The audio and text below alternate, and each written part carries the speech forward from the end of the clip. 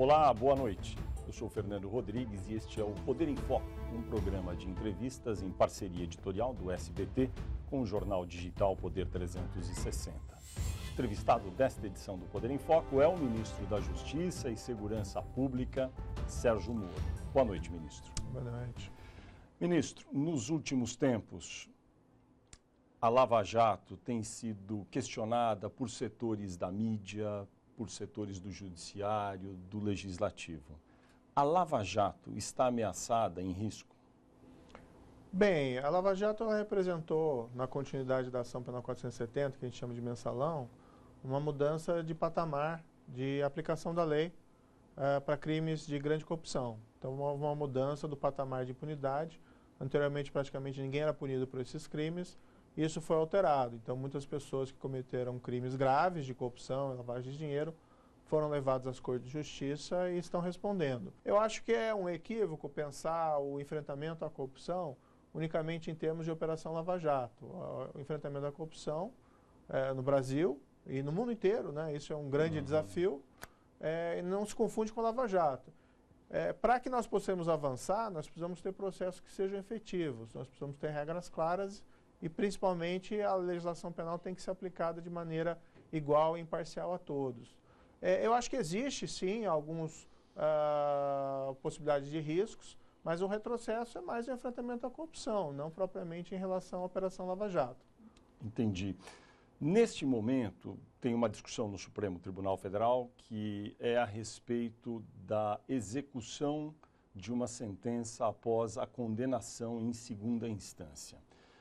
Hoje, nós sabemos, o entendimento que prevalece é que é possível, sim, executar uma sentença após a condenação em segunda instância. Isso pode vir a ser revertido pelo Supremo. Na sua avaliação, o que pode acontecer se o Supremo, de fato, reverter esse entendimento? Bem, primeiro é importante destacar que eu sou um juiz formado na aplicação da lei, era um juiz, né? Então a gente tem essa formação toda institucional e, acima de tudo, nós temos que respeitar as instituições. O Congresso, o Supremo, a Justiça, o Poder Executivo. Então, as decisões que forem tomadas, nós podemos até não concordar, podem ser objeto de crítica. A crítica às instituições públicas pode ser até uma crítica, vamos dizer assim, uma crítica forte, mas tem que ser uma crítica respeitosa. Então, nós temos que respeitar sempre as decisões e as instituições. Dito isso, o que acontece normalmente no mundo inteiro, né, inclusive países que nós temos como exemplos de respeito aos direitos humanos, como Estados Unidos e França, se tem presente a necessidade de proteger as garantias do acusado, do investigado, mas se tem também presente a necessidade de preservar os direitos da vítima. Em vários desses países, o julgamento que é considerado é o primeiro julgamento, ou, eventualmente, um julgamento em corte de apelação. O Supremo Tribunal Federal, no âmbito, né, no 2016, o precedente do relator era até o ministro Elisa Vasque, né, o saudoso ministro Elisa Vasque, um exemplo para todos os magistrados, acabou entendendo, mudando a jurisprudência anterior, que nós não precisávamos esperar o trânsito em julgado. Por que isso é positivo? Porque o nosso processo judicial é muito demorado e tem uma gama de recursos extremamente generosos. Então, às vezes, se tem processos que se tinha ali clara e cristalina a culpa do acusado, seja por corrupção ou seja por outros crimes, né? Não é só corrupção, é também crime de homicídio, é também crime de tráfico de drogas. Às vezes se tinha uma prova clara e cristalina, mas o processo levava uma década, ou levava mais do que isso. E às vezes prescrevia, né? Porque nós também temos nossa legislação que, passado determinado tempo, se a execução não começar, o processo prescreve e não pode ser mais punido. Então, essa mudança de jurisprudência foi essencialmente importante para dar uma efetividade ao nosso processo penal. Esse me parece, com todo respeito a quem pensa o contrário, o melhor entendimento e é o que nos deixa com mais compatibilidade com o que existe aí fora no direito comparado. A Constituição brasileira é ambígua a respeito disso, porque muitos dizem que a Constituição não permite a execução da pena antes daquilo que o senhor falou, do trânsito em julgado, aqueles que nos assistem, antes que todos os recursos sejam julgados pelo Poder Judiciário. A Constituição é clara a respeito disso, na sua avaliação? Olha, todo texto de direito, seja da Constituição, seja de texto legal, ele é passível de interpretação. Nem sempre a interpretação literal é melhor. Agora, divergências razoáveis de interpretação do direito são comuns. Entendi.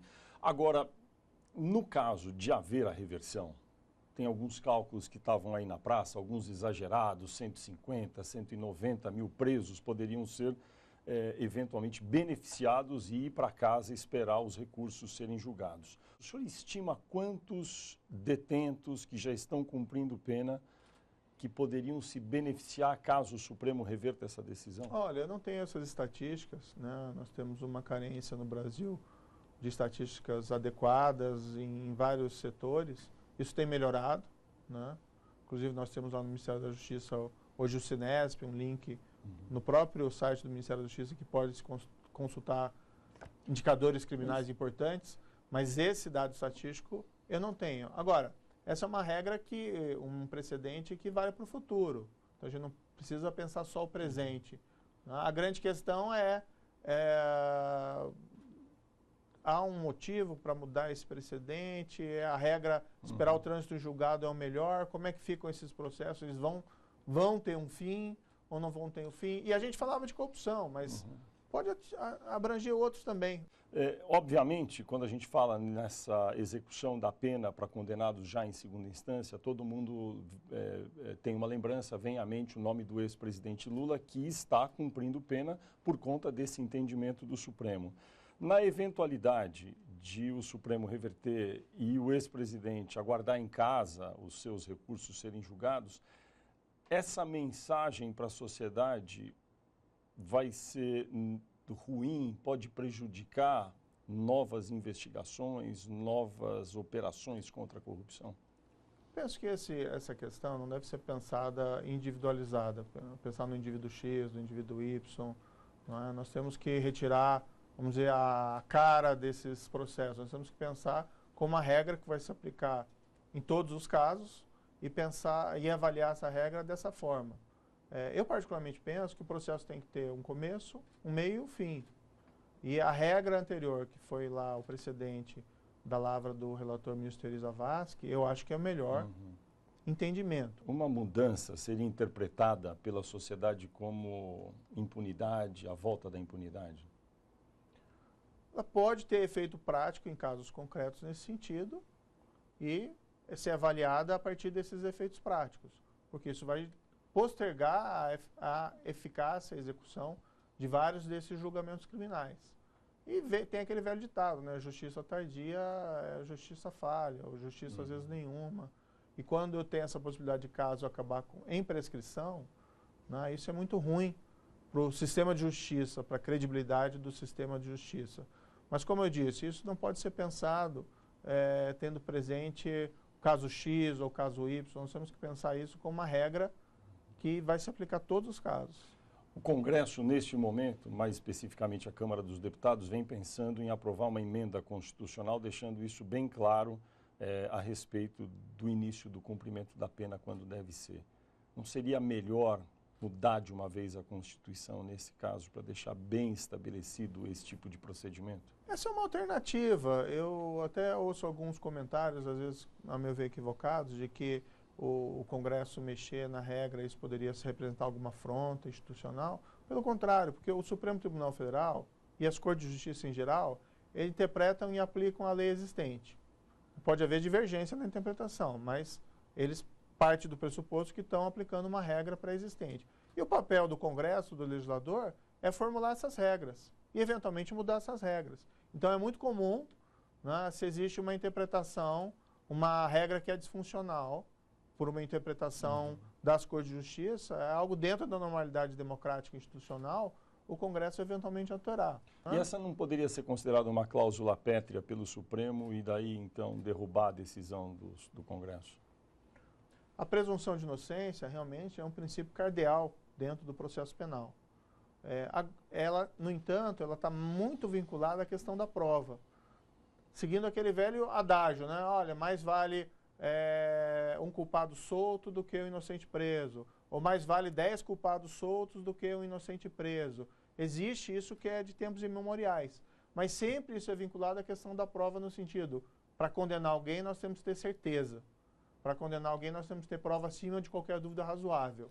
eu acho que esse aspecto da presunção de inocência, ele tem um caráter absoluto, né? Ele é mais ou menos o núcleo da presunção de inocência. E ninguém, em sã consciência, iria concordar em condenar alguém sem que houvesse uma prova cabal da responsabilidade criminal. Recentemente, o Supremo tomou uma decisão que foi um revés para a Operação Lava Jato, que foram decisões a respeito de réus delatores e réus delatados. Os réus delatados, no entendimento do Supremo, teriam o direito de falar por último e, por conta disso, decidiram que algumas decisões, inclusive quando o senhor era juiz lá em Curitiba, devem ser anuladas essas decisões, pelo que eu entendi. Como é que o senhor se sentiu quando o Supremo decidiu dessa forma? Bem, aí nós temos que dizer o seguinte, eu fui juiz por 22 anos, tá? Juiz de primeira instância. E dentro do sistema judiciário existe todo um mecanismo de revisão de decisões.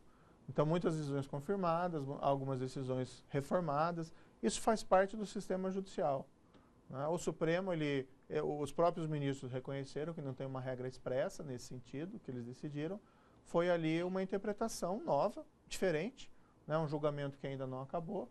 Mas, assim, eu jamais, como juiz, me sinto afrontado. Quando era juiz, agora não. Eu jamais me senti afrontado pessoalmente por qualquer revisão das minhas decisões, porque isso faz parte vamos dizer, do jogo do processo judicial.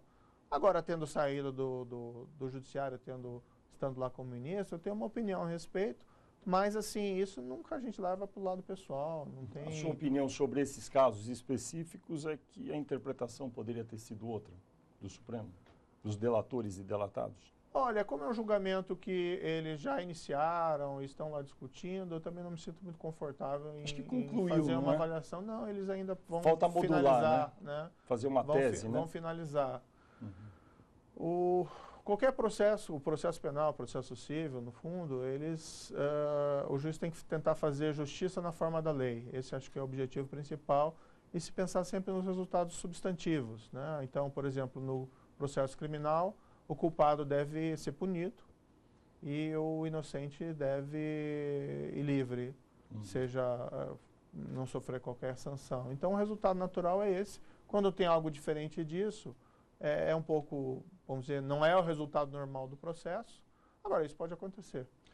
Decisões do senhor, quando o senhor era juiz, agora o senhor é ministro da Justiça, são contestadas até hoje nas instâncias superiores. Isso é natural, os réus têm direito de fazer isso por meio dos seus advogados de defesa. Uma delas está no Supremo, em breve deve ser analisada, que é uma que coloca em questão a imparcialidade que o senhor teve ou não num determinado processo. Nós estamos vivendo num momento que já há alguns meses são publicadas na mídia mensagens que são atribuídas ao senhor, a procuradores da Lava Jato. Que influência o senhor acha que esse contexto que se formou terá na decisão do Supremo sobre esses casos? Bem, esse é um fato que pode ser analisado de maneira muito plana e objetiva. Houve um grupo pelo menos tem uma investigação na Polícia Federal que aponta nesse sentido, né? Um grupo de criminosos, pessoas envolvidas até em estelionatos bancários, crimes cibernéticos, que teria hackeado, né, ingressado ilegalmente, de maneira criminosa, em aplicativos de mensagens utilizados por procuradores. E essas mensagens estariam sendo aí divulgadas por alguns veículos de imprensa, né? Eu já tenho afirmado sempre, olha, eu não reconheço a autenticidade dessas mensagens. As mensagens que eu tinha, eu saí desse aplicativo há muito tempo, ainda em 2017, então não tenho como fazer ali uma conferência específica. Então é um material obtido de maneira criminosa. E o que eu tenho visto, divulgado de uma maneira absolutamente sensacionalista, com deturpação do suposto conteúdo, né? Do material que foi publicado, né, eu não vi nada assim que justificasse uma afirmação de parcialidade da minha parte nos processos. Ao que havia ali, o que nós temos que entender, todos os processos envolvendo grandes personalidades da política, né, então, ex-presidente da Câmara, ex-presidente da República, deputados, senadores, todos esses processos, eles têm uma grande repercussão, né? Agora, todos esses processos foram julgados com base nas provas que foram produzidas. E o que é importante destacar, a grande maioria das minhas decisões, das minhas sentenças criminais, né, foram confirmadas pelo Tribunal de Apelação. Boa parte dessas decisões do Tribunal de Apelação foram confirmadas pelo Superior Tribunal de Justiça. E várias foram confirmadas pelo Supremo Tribunal Federal, pelo que se encontra nos autos. A partir do momento em que o Tribunal Regional Federal confirma a minha decisão, condenação de X ou Y, a decisão dele substitui a minha. A decisão do Superior Tribunal de Justiça que confirma a decisão do TRF4 substitui a decisão do TRF4. Então, assim, acho que é um grande diversionismo, né, essa discussão centrada nessas supostas mensagens, né, quando o julgamento já galgou outras etapas. O senhor disse que, enfim, é muito antigo, o senhor não guardou as mensagens, não tem nem como conferir. Agora, do que foi publicado, tem alguma mensagem da qual o senhor se lembra vagamente e que o senhor, olhando em retrospecto, pensaria da seguinte forma: talvez fosse melhor não ter escrito daquela forma? Olha, das mensagens lá que eu vi, né, tem coisas que eu posso ter dito, tem coisas que me causam estranheza. Agora, eu vi lá uma suposta mensagem minha que teria criticado uma performance de um procurador da República em audiência, um comentário banal, né? E daí? Qual que é o problema? É um comentário, né? Se é que eu fiz aquele comentário. Agora, a partir daquela mensagem já se faz toda uma especulação de que, eu até ouvi alguém dizer que eu seria chefe da Procuradoria e escalaria os procuradores. Nem as próprias mensagens divulgadas autorizam esse tipo de afirmação. Então, o que se pega é uma suposta mensagem, se deturpa todo o sentido dela para se afirmar algo que simplesmente não existe. Se nós formos verificar objetivamente os casos da Operação Lava Jato, né, mais de 20% dos acusados foram absolvidos. Não cadê a, vamos dizer, correspondência absoluta entre o que dizia a acusação e o que dizia eu como juiz. E ainda assim, indo adiante, o Tribunal Regional Federal da 4ª Região manteve a grande maioria das minhas condenações. Eventualmente, reformou uma e outra para absolvição. Eventualmente, reformou as penas, agravando as penas. O Tribunal Regional Federal, ele, no fundo, tinha um perfil mais rigoroso até do que eu, né? Então, ele elevou as penas em muitos casos. Então, cadê a parcialidade? Ministro, o senhor tem muitos fãs na política, acabou entrando para o governo do presidente Bolsonaro, ministro da Justiça agora, e tem também alguns adversários na política. As pessoas, às vezes, são críticas em relação ao senhor. E eu queria falar um pouco, se o senhor me permitir, da sua relação com alguns integrantes do Supremo Tribunal Federal. Tem um deles, um dos ministros, o ministro Gilmar Mendes, vocalizou algumas frases contundentes recentemente. Ele disse o seguinte, eu vou ler entre aspas, isso aqui foi o ministro Gilmar Mendes que falou num programa de televisão. Mas aí veja assim, viu, me desculpe, mas aí é um pouco de... esse tipo de... Nós temos que construir diálogo em instituições, claro, né? Então, o que disse fulano X, o que disse fulano Y e tal, etc. Às vezes as pessoas proferem frases que não são as mais felizes. Eu acho que isso é pequena política, entendeu? A gente ficar discutindo esse tipo de afirmação. Né? Até porque, assim, eu não entro num bate-boca público com ninguém. Às vezes eu ouço algumas coisas, até gostaria de responder. No mais, às vezes, não respondo. Foi uma frase muito forte do ministro. Deixa eu só ler rapidamente. Ele falou que o senhor chegou quase como um primeiro-ministro ao governo do presidente Bolsonaro e depois virou, frase do ministro Gilmar Mendes, virou esse personagem que o Bolsonaro leva para o jogo do Flamengo. É uma frase um pouco, enfim, desagradável, não é? De um ministro do Supremo em relação ao ministro da Justiça. Por isso que eu gostaria de ouvi-lo sobre isso. O senhor, como é que o senhor se sentiu ao saber dessa afirmação do ministro do Supremo, Gilmar Mendes? Eu tenho uma postura, né, desde a época da magistratura, agora também como ministro, sempre tenho feito assim, de tratar todo mundo com respeito e urbanidade. Sempre tratei o Supremo Tribunal Federal dessa maneira, né? Sempre tratei, inclusive privadamente, com muito respeito qualquer ministro, qualquer decisão, e eu sempre vou proceder dessa forma. Eu acho que não interessa entrar num bate-boca com ninguém, seja um político, seja um outro ministro do Supremo Tribunal Federal. Então, assim, às vezes a gente ouve algumas afirmações que a gente lamenta, né, mas acho que não fazem parte do jogo normal da discussão pública. O senhor preferiria não comentar esse tipo de afirmação do ministro, então? Olha, eu assumi o meu trabalho, convidado pelo presidente Jair Bolsonaro, né, tenho me mantido fiel aos princípios que me levaram a aceitar, que é a ideia de tentar consolidar os avanços anticorrupção, poder avançar contra o crime organizado, poder avançar contra a criminalidade violenta. Temos apresentado alguns bons resultados. Nós temos aí uma queda significativa do número de crimes nesse ano em comparação com o ano passado. E nós temos projetos que nós estamos tentando trabalhar, inclusive, dentro do Congresso. Pode ter dificuldades ou não, mas o discurso, o meu discurso, sempre vai ser um discurso institucional e respeitoso, a quem quer que seja. Estamos chegando ao fim desse primeiro bloco, mas eu não poderia deixar de perguntar. O senhor veio para Brasília, aqui em Brasília é uma cidade diferente. Como é que tem sido a sua rotina aqui em Brasília? O senhor se adaptou à cidade? Olha, o trabalho tem sido muito intenso, né? Então não resta muito tempo para lazer. O senhor fez algum tipo de lazer aqui já? Já comprei uma esteira. Mas em casa? Não, tô brincando, né? Não, sim, eu tenho uma vida, tento levar uma vida normal, como qualquer outra pessoa, então, eventualmente tem algum jantar, encontro com amigos, encontro também com pessoas do meio político para conversar, isso é algo natural. O senhor gosta de Brasília? Eu gosto. Brasília é uma cidade bonita, diferente, né? É diferente, bem arrumada. Ela tem uma característica peculiar, né? Muitas pessoas vêm aqui para trabalhar durante a semana, voltam para casa no final de semana, às vezes isso dificulta alguns vínculos, a formação de algumas raízes. O senhor tem ficado aqui ou tem voltado para Curitiba? Essa é uma questão que normalmente eu prefiro não responder porque envolve pontos de segurança. Né? Entendi. E também não poderia deixar de perguntar, o senhor foi de fato ao jogo do Flamengo e vestiu a camisa do Flamengo. O senhor torce para o Flamengo ou torce para outro time?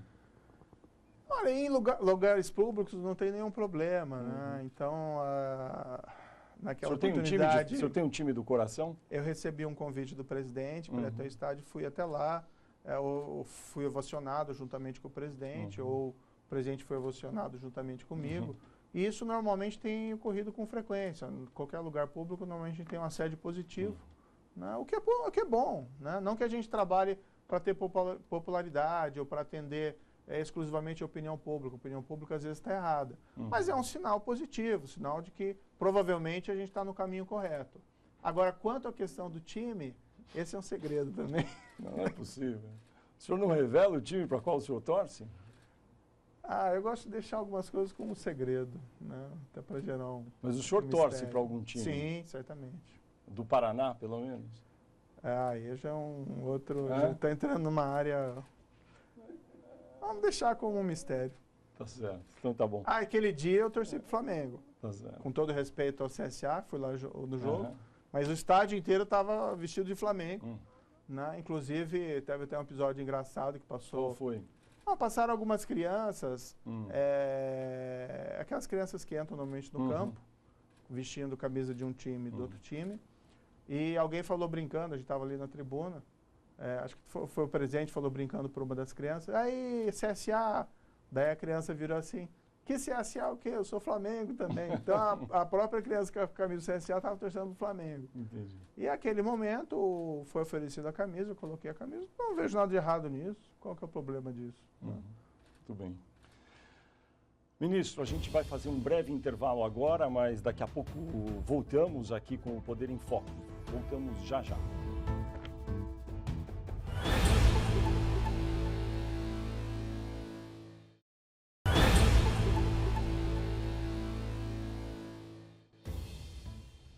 O Poder em Foco está de volta. Este é um programa de entrevistas do SBT e do jornal digital Poder 360. Nesta edição, o entrevistado é o ministro da Justiça e Segurança Pública, Sérgio Moro. Ministro, pacote anticrime. Estamos em outubro, 10º mês do governo. Não teria sido melhor impulsionar esse projeto lá desde o início? Porque ele foi só agora, né, numa campanha publicitária, sendo apresentado aí para a população. Não teria sido melhor fazer isso antes? Bem, houve um foco do governo, do Congresso, na nova Previdência. Nós apresentamos o projeto isso em fevereiro. Isso. Muito bem conversado lá com o presidente Jair Bolsonaro. E a ideia seria, o que é importante, assim, as pessoas têm que ter esperança na mudança. E nós entendemos que, embora a gente pode mudar muito com ações executivas, melhoria da criminalidade, mesmo enfrentamento à corrupção, mudanças legislativas são muito pertinentes. Seja porque elas vão dar melhores instrumentos para o enfrentamento do crime, seja porque mandam uma mensagem positiva à população. Então a ideia foi apresentar ali em fevereiro, não é? Não obstante, temos que reconhecer que o Congresso ficou focado na Previdência. Ainda falta ainda o segundo turno. Exato. Deve acontecer, acredito, essa semana. Né? Mas, a partir de agora, acho que o Congresso vai ter mais flexibilidade e liberdade para poder discutir outras pautas, entre elas essa questão do pacote anticrime. O pacote é complexo, tem vários aspectos, amplo. E a gente sabe, é da democracia, vai para o Congresso, sai de lá de alguma outra forma, enfim, nunca sai como o governo manda. Se o senhor pudesse escolher um ou dois pontos que são fundamentais no pacote anticrime, quais seriam eles? Bem, quando se pergunta um ou dois, sempre se fala 3 ou 4, né? Uma das medidas que eu acho essencialmente importante é uma norma, uma proposta que visa enfraquecer organizações criminosas. Que é mais ou menos o seguinte sentido, olha, se a pessoa foi condenada por crime de integrar uma organização criminosa ou por um crime praticado por organização criminosa, não obtém benefícios prisionais, por exemplo, progressão de pena ou livramento condicional, enquanto permanecer faccionado. Qual que é a ideia aqui? É impor ao condenado, ou quem está cumprindo pena, uma escolha, que tem que ser uma escolha básica. Você vai escolher o caminho da ressocialização, da recuperação, ou você vai escolher se manter um soldado do crime. Por quê? A gente não quer manter essas pessoas mais tempo presas, mas nós queremos enfraquecer as organizações. Esse seria um ponto. Esse seria um ponto. Tá? A execução em segunda instância, já mencionei, acho extremamente relevante. Nós também propusemos ali a execução dos vereditos do Tribunal do Júri de imediato. Nós temos o Tribunal do Júri do Brasil, ele é competente para julgar crimes contra a vida. Exato. Homicídio, feminicídio, basicamente esses dois crimes. Nós colocamos na nossa Constituição que o júri é soberano. Mas, na prática, o nosso sistema processual nega autoridade ao Tribunal do Júri. Tanto assim que tem casos, teve até um caso recente aqui no Distrito Federal, de pessoa que foi condenada por um crime terrível, não é? Parricídio, não é? E matou o pai e a mãe. Isso. E a pessoa é condenada e sai pela porta da frente. Se duvidar em alguns lugares, a pessoa sai e ainda pega um transporte público para ir para cá junto com as testemunhas ou com os jurados. Então isso enfraquece, né, o Tribunal do Júri e isso passa uma mensagem errada para a população de que o crime compensa. Então o que nós propomos ali também é que, em relação ao Tribunal do Júri, os vereditos tenham uma eficácia imediata independentemente de recurso. Inclusive baseado em precedentes do Supremo Tribunal Federal. Um deles, a lavra até do presidente, o ministro Dias Toffoli, nesse sentido, por vislumbrar a soberania do Tribunal do Júri como suficiente para autorizar essa execução imediata. Isso tem um potencial muito importante para reduzir crimes de homicídio e feminicídio no Brasil, reduzir a impunidade. Porque, veja, nós temos aquela ideia de que o crime muitas vezes se resolve com políticas sociais e tal. Políticas sociais são importantes, mas não existe uma correlação necessária. Tanto assim que na década do boom econômico, lá de 2000, por exemplo, a economia cresceu, mas o crime também cresceu. E um dos grandes fatores que estimulam a reiteração de crimes ou a prática de novos crimes é a impunidade. Enquanto que a punição manda a mensagem correta, não só para aquele criminoso específico ser punido, mas manda uma mensagem geral para a comunidade: o crime não pode compensar. Então essa também é uma medida essencialmente importante, na minha opinião. O pacote anticrime foi anunciado no Palácio do Planalto, numa cerimônia, e daí foi lançada uma campanha publicitária. Essa campanha publicitária foi suspensa por determinação do TCU. O governo federal recorre dessa decisão. A minha pergunta para o senhor é: Será que precisa de uma campanha publicitária, nesse caso específico, para o pacote anticrime? Porque todos os deputados e os senadores já devem ter uma posição formada. Eu acho que é importante para esclarecer a população, porque existe uma série de desconhecimento. Por exemplo, muitas vezes se fala lá a questão da legítima defesa.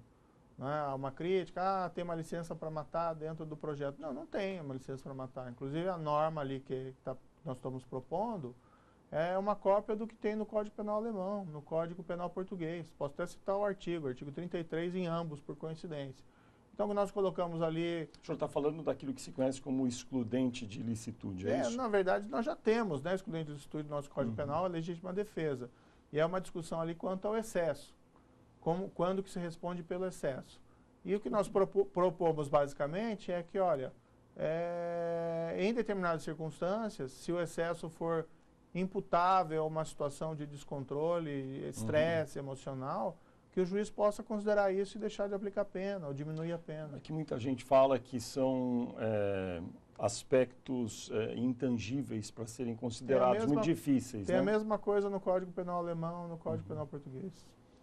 Porque fala-se de forte emoção, fala-se de algumas situações. Temos equivalentes em outros dispositivos, e violenta emoção é um termo que nós já temos no nosso Código Penal, quando se fala lá do homicídio privilegiado. Então, não são expressões incomuns dentro da esfera do direito. Entendi. Todas as expressões são passíveis de interpretação. Entendi. Agora, isso eu refuto de maneira veemente. Não existe nenhuma autorização para licença para matar, seja por policial, seja quem quer que seja. O que temos apenas é uma melhor regulação do Instituto da Legítima Defesa, baseado em direito comparado. Ministro, teve uma redução nos índices de violência no Brasil. O senhor acabou de mencionar numa das suas respostas anteriores. Por que aconteceu isso? O senhor tem esses números para explicar para os nossos telespectadores? Eu faria uma retificação. Teve uma grande redução. Né? Por que teve essa grande redução? Como é que o senhor explica isso? Bem, as causas de aumento do crime, as causas de diminuição do crime, elas são difíceis de serem totalmente identificadas, especialmente num curto período de tempo. Tá? Não obstante, o que aconteceu desde o início do ano, o governo federal e os governos estaduais adotaram um discurso um pouco mais consistente com a necessidade de enfrentamento da criminalidade, enfrentamento com o devido processo, diga-se. Isso já tem um impacto positivo, né? No sentido de uma prevenção geral, tanto às vezes para intimidar o criminoso, como para que o policial se sinta mais valorizado e atue mais incisivamente. Do outro lado, o governo federal, desde o início, tem adotado uma política rigorosa contra a criminalidade organizada. Boa parte da criminalidade violenta no Brasil está vinculado ao crime organizado. São disputas de tráfico de drogas pelo mercado, são disputas, às vezes, entre o fornecedor e o consumidor da droga, que normalmente se resolve em sangue. E o governo federal tem tido essa política, principalmente de isolamento das lideranças dessas organizações criminosas, ao contrário de uma política de certa acomodação que se fez no passado. Esse acho que é um dos fatores que tem refletido na queda dos indicadores. Aliado a isso, outras questões pontuais, vamos dizer assim, recorde de apreensão de cocaína pela Polícia Federal, pela Polícia Rodoviária Federal. Nós intensificamos também a política de cooperação com nossos países vizinhos para a erradicação de plantação de drogas. Né? Isso tudo tem gerado impactos nessas organizações. A Polícia Federal tem focado muito no trabalho de identificar lavagem de dinheiro e patrimônio dessas organizações criminosas, buscando o confisco, esvaziá-las economicamente. Então, e tudo isso tem gerado um impacto, a meu ver, positivo. O senhor falou sobre drogas. Metade dos estados nos Estados Unidos já tem algum tipo de liberação para uso de uma droga específica, que é a maconha. Um país aqui vizinho do Brasil, o Uruguai, também liberou o uso recreacional da maconha. O senhor tem uma opinião formada sobre esse tipo de política pública, ou seja, liberar a droga maconha para uso recreacional? São experiências que têm que ser muito bem avaliadas. Né? No que se refere aqui ao nosso vizinho, por exemplo, o Uruguai, há um indicador ruim no sentido de que aumentou o número de assassinatos naquele país. Não necessariamente se pode fazer uma correlação com a liberalização da droga, mas o fato que isso aconteceu, né? É como eu disse, assim, é muito difícil de mencionar qual que é a causa do aumento ou causa da diminuição do crime. Mas o dado objetivo está lá, na liberalização, e houve um incremento de assassinatos. O que eu ouço também em relação a algumas dessas políticas, que elas acabam, vamos dizer assim, liberalizando o mercado, tornando a droga mais acessível para a classe alta e para a classe média, mas as classes mais baixas continuam preferindo o mercado negro porque a substância é mais barata. Então não tem uma solução muito simples. No que existe da atual legislação brasileira, a lei já distingue o traficante e o usuário. Né? O usuário no Brasil nunca vai para a prisão, né? Nossa lei já assim estabelece, mas ainda criminaliza mesmo o traficante de qualquer substância. E enquanto a lei é essa, é isso que o que o governo federal tem que fazer, aplicar a lei mais vigorosamente. Vou voltar nesse assunto. Ministro, a gente vai fazer mais um brevíssimo intervalo. É o tempo de tomar um copinho de água aqui e voltamos já.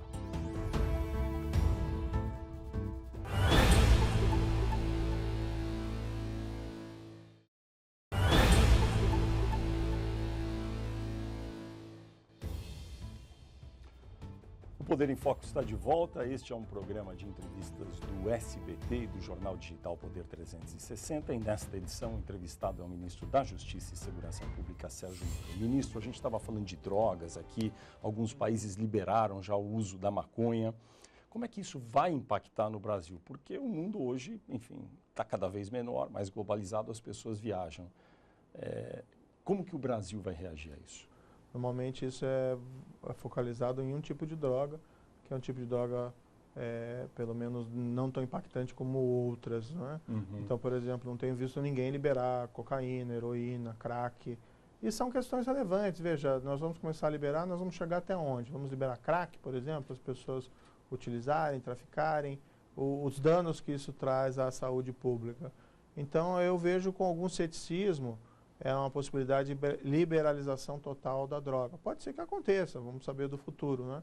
O senhor tem uma posição particular sobre isso? Assim, preferiria que nada fosse liberado ou considera talvez Eu liberar? sou contra o uso de drogas, acho que isso mas isso destrói é famílias, claro. destrói pessoas, mesmo essas drogas, né, tidas como menos danosas, eu acho que elas são extremamente prejudiciais. E a minha avaliação o tráfico de drogas alimenta o crime organizado. Nós temos que combater o crime organizado, dentre outras maneiras, também combatendo o tráfico de drogas. E no seu cardápio não está uma liberação imediata de nenhum tipo de droga? Eu faço parte do governo do presidente Jair Bolsonaro. O Jair Bolsonaro foi eleito e isso não é uma promessa da campanha dele, ao contrário, a campanha é no sentido de maior rigor.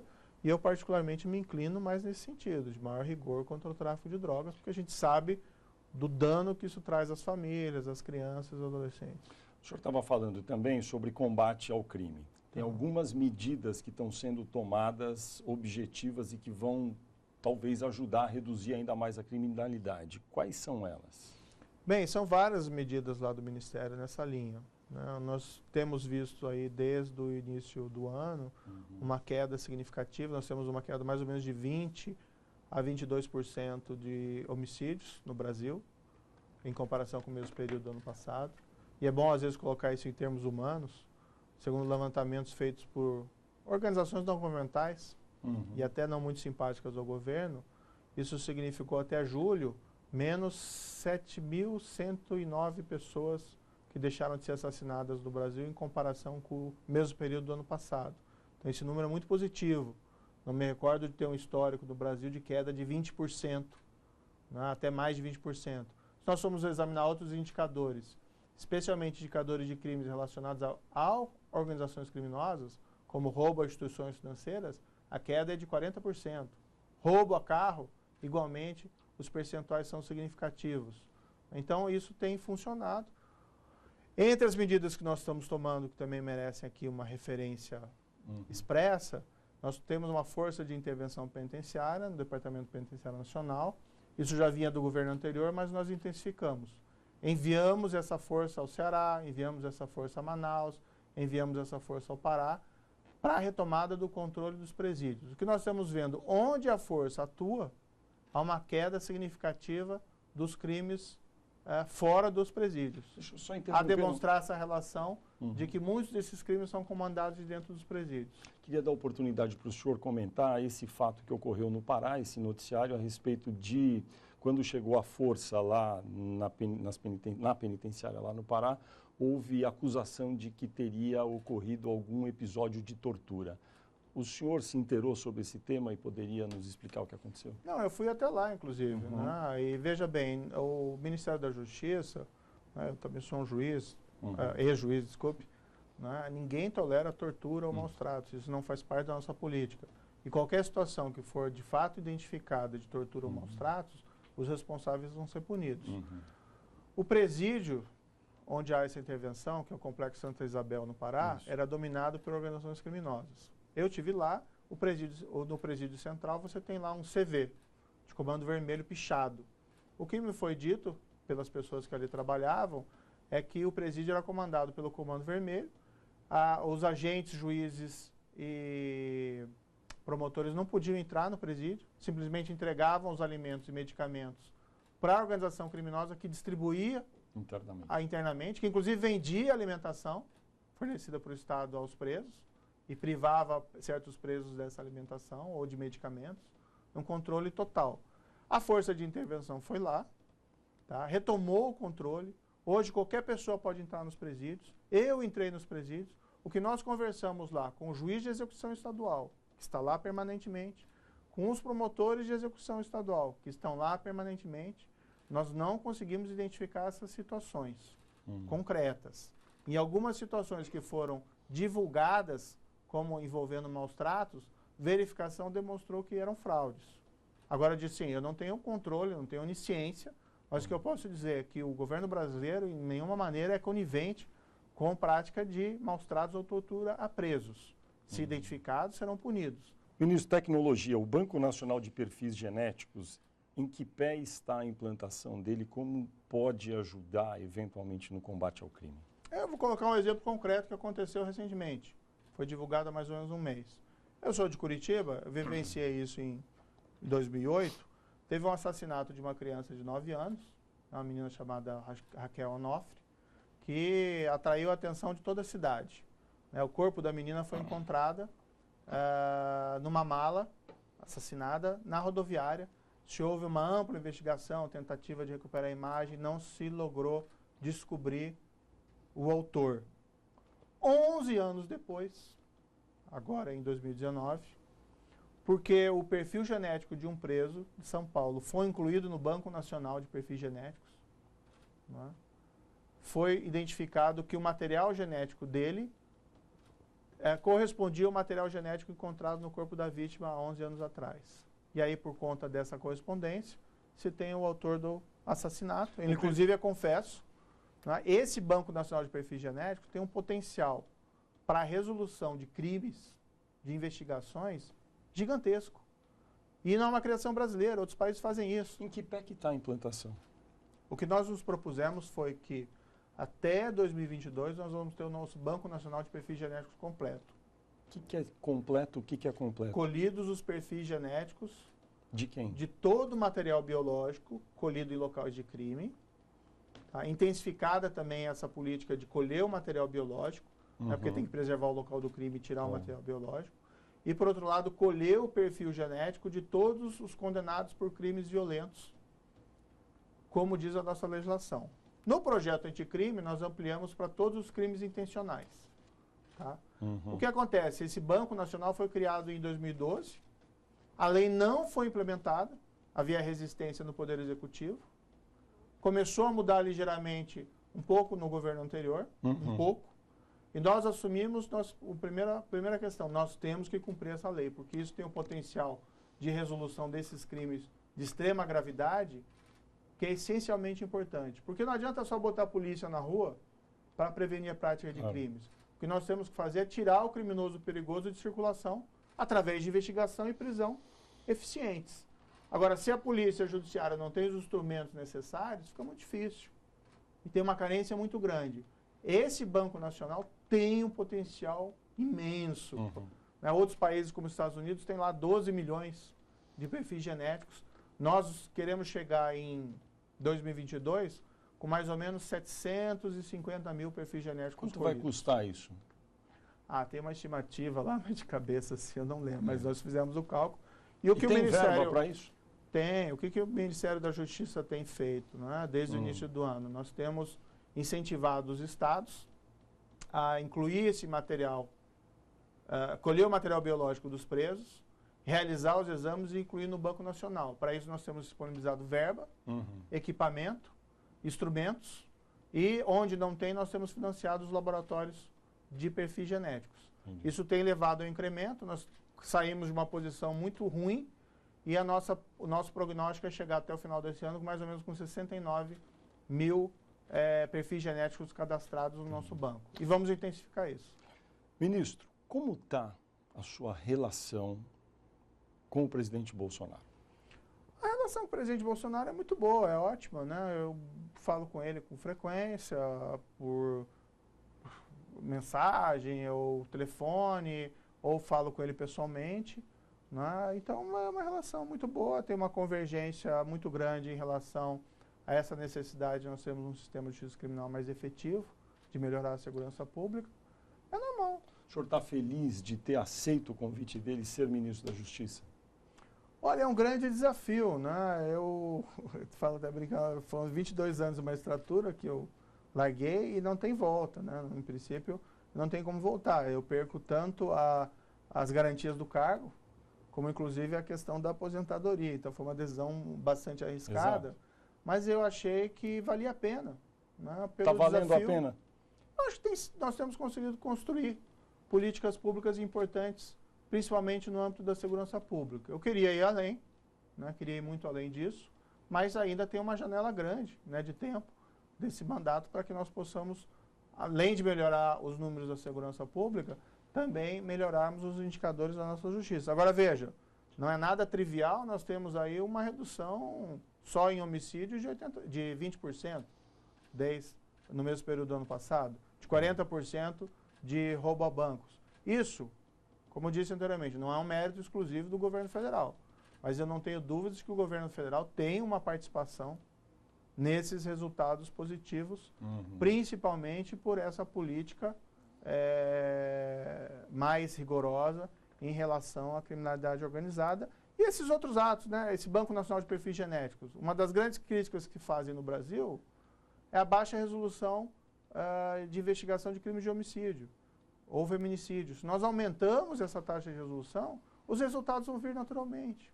Não existe uma solução mágica. O que existe para combater o crime é prevenir e remediar, né? Punir depois que ele aconteceu. As duas coisas sendo feitas de maneira eficiente, você tem uma redução da oportunidade da prática de crime e você tem uma redução da impunidade, que é um fator motor da reiteração de crimes e do aumento da criminalidade. Ministro, o senhor deu uma entrevista recentemente para uma revista, para a revista Veja, e falou que apoia a candidatura à reeleição do presidente Bolsonaro, se não estou enganado. E daí foi perguntado para o senhor também sobre suas pretensões político-eleitorais eventuais, e o senhor disse que apoiava a reeleição do presidente Bolsonaro. É isso mesmo? Certamente. Veja, eu fui convidado a participar do governo do presidente Jair Bolsonaro. Eu estou como ministro da Justiça, estou realizando esse trabalho no âmbito da política do governo, né? O presidente, ele manifestou o desejo de buscar a reeleição, né? E se isso acontecer mesmo, evidentemente, como parte do governo, eu tenho um dever até de lealdade. E eu não tenho esse perfil político partidário. O senhor nunca se vê disputando uma eleição? As pessoas fazem uma série de especulações assim, mas da minha avaliação, eu tenho um perfil mais técnico, ainda não de juiz, né, vamos admitir, eu estou fora da carreira, mas eu estou tentando realizar um trabalho aqui relevante numa área que eu, vamos dizer, modestamente, humildemente, eu avalio que eu tenho algum conhecimento, né, que é a área da justiça e da segurança pública. E o senhor se enxerga algum dia disputando algum cargo público numa eleição? Eu acho improvável, entendeu? Agora, o futuro, né, o futuro é distante. Agora, certamente, jamais concorreria contra o presidente Jair Bolsonaro, né? Ele é candidato se ele for realmente candidato à reeleição, né? Mas como se diz assim, não existe nenhum demérito na política. A política é uma das atividades mais nobres. Agora, tem que se ter um determinado perfil, não sei se tem esse perfil. Ministro Sérgio Moro, muito obrigado por sua entrevista, por sua presença aqui no Poder em Foco, e eu agradeço especialmente a você, telespectador, que acompanhou o programa até agora. Você também vai poder assistir esta entrevista nos canais do SBT Jornalismo e do Poder 360 no YouTube. No domingo que vem, logo depois do programa Silvio Santos, teremos outro Poder em Foco aqui, novamente aqui, e nós esperamos você.